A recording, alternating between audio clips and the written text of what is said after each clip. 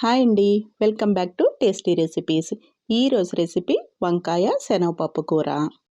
Taste చాలా బాగుంటుంది. Rice, రోటీ, చపాతీలోకి కాంబినేషన్గా బాగుంటుంది. ఒకసారి ట్రై చేసి చూడండి. ముందుగా ఒక చిన్న గ్లాస్తో శనగపప్పుని తీసుకోవాలి. ఈ శనగపప్పుని ముందు రోజు నానపెట్టేసుకోవచ్చు అండి. మార్నింగ్ తయారు చేసుకుంటే ముందు రోజు నానపెట్టుకోవచ్చు. ఈవినింగ్ తయారు చేస్తాము అంటే మార్నింగ్ నానపెట్టేసుకోవచ్చు. ఒక 4-5 గంటలు నానాల్సి ఉంటుంది. ఈ శనగపప్పుని ఒకసారి కడిగేసుకుని నీళ్లు వేసుకుని నానపెట్టుకోవాలి. నేను ఇక్కడ మార్నింగ్ చేయడం కోసం నైటే నానపెట్టేశాను.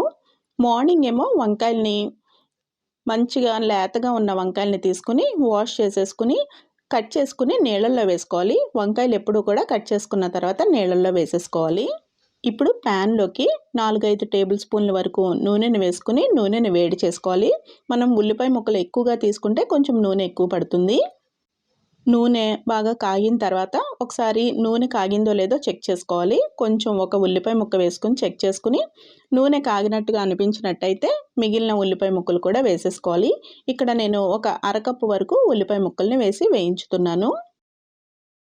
ఉల్లిపాయ ముక్కలు పచ్చివాసన పోయి కొంచెం సాఫ్ట్గా అయిన తర్వాత ఫ్రెష్ కరివేపాకు ఇంకా ఒక 1/2 టీ స్పూన్ వరకు పసుపుని వేసుకుని ఈ ఉల్లిపాయ ముక్కల్ని మగ్గనివ్వాలి. ఉల్లిపాయ ముక్కలు బాగా వేగి నూనె సపరేట్ అవుతున్నప్పుడు ముందుగా కట్ చేసుకుని ఉంచుకున్న వంకాయ ముక్కల్ని వేసుకోవాలి. వంకాయ ముక్కలు ఎప్పుడూ కూడా బాగా ఎక్కువ ముందుగా కట్ చేసేసుకోకూడదండి. మనం తయారు చేసుకుంటున్నాము అన్నప్పుడు మాత్రమే వంకాయ ముక్కల్ని కట్ చేసుకోవాలి.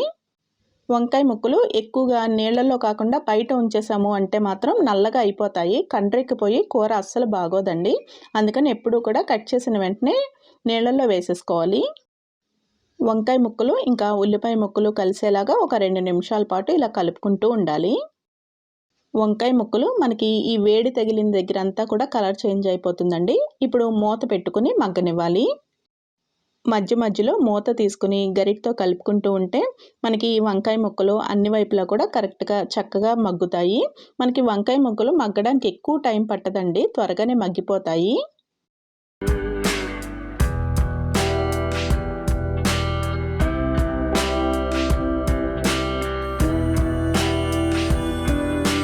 వంకాయ ముక్కలు ఒకసారి మగ్గినయో లేదో ఒకసారి గరిటతో ఇలా కట్ చేసినట్టయితే మెత్తగా ఉడికిపోయినట్టుగా ఉంటాయి. అలా కొంచెం మగ్గిపోయిన తర్వాత దీనిలోకి కొంచెం అల్లం వెల్లుల్లి పేస్ట్ని వేసుకోవాలి. అల్లం వెల్లుల్లి పేస్ట్ ముందే వేసేసే కన్నా ఇలా వంకాయ ముక్కలు మగ్గిన తర్వాత వేసుకుంటే ఒక రకం టేస్ట్ వస్తుందండి. ఇలా కూడా ట్రై చేయొచ్చు. లేదంటే మనం ఉల్లిపాయ ముక్కలు మగ్గించుకున్నాం కదా, అప్పుడు కూడా వేసుకోవచ్చు. అల్లం వెల్లుల్లి పేస్ట్ పచ్చివాసన పోయిన తర్వాత రుచికి సరిపడా ఉప్పు, నేను ఇక్కడ 1 టీ స్పూన్ ఉప్పు, 1 టీ స్పూన్ కారం వేస్తున్నాను. మీ టేస్ట్కి తగ్గట్టుగా అడ్జస్ట్ చేసుకుని కూడా వేసుకోవచ్చు. ఇప్పుడు నెమ్మదిగా గరిటతో కలుపుకోవాలి.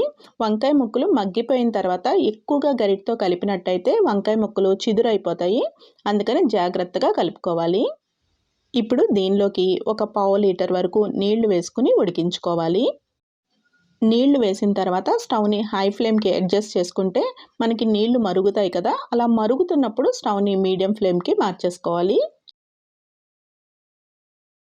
నీళ్లు వేడయ్యి కొంచెం మరుగుతున్నప్పుడు శనగపప్పుని వేసుకోవాలండి. శనగపప్పు మనం ముందు రోజు నానపెట్టేసుకున్నాం కదా, ఆ శనగపప్పుని వేసుకుని ఉడికించుకోవాలి.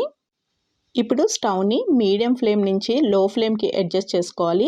లో ఫ్లేమ్లో పెట్టుకుని ఉడికించుకుంటే మనకి శనగపప్పు ఉడికిపోతుంది. మనకి వంకాయ బాగా మెత్తగా అయిపోయింది, ఇంకా శనగపప్పు ఉడకాలి కాబట్టి లో ఫ్లేమ్లో పెట్టుకుని మూత పెట్టుకుని ఉడికించుకోవాలి. శనగపప్పు చెక్ చేసుకున్నప్పుడు ఈ విధంగా మెత్తగా ఉడికిపోవాలి. శనగపప్పు ఉడికిపోయిన తర్వాత ఒకసారి టేస్ట్ చెక్ చేసుకోవాలండి. దీంట్లో ఉప్పు ఏమైనా తగ్గినట్టయితే యాడ్ చేసుకోవచ్చు. శనగపప్పు ఉడికిపోయింది, ఇంకా టేస్ట్ కూడా సరిపోయింది కాబట్టి ఇప్పుడు కొంచెం చిక్కబడితే కూర సరిపోతుందండి. అందుకని స్టవ్ని మీడియం ఫ్లేమ్కి అప్పుడప్పుడు హై ఫ్లేమ్కి కూడా అడ్జస్ట్ చేసుకుని కూరని దగ్గరికి రానివ్వాలి. కూర ఇలా దగ్గరికి పడిన తర్వాత స్టవ్ ఆఫ్ చేసేసుకుని సర్వింగ్ బౌల్లోకి ట్రాన్స్ఫర్ చేసేసుకోవాలి. మనకి చల్లారిన తర్వాత ఇంకొంచెం చిక్కబడుతుంది. చూసారు కదండి, simple and tasty traditional recipe వంకాయ శనగపప్పు కూర. మరొక ఇంట్రెస్టింగ్ వీడియోతో మళ్ళీ కలుద్దాము. Please subscribe food re channel.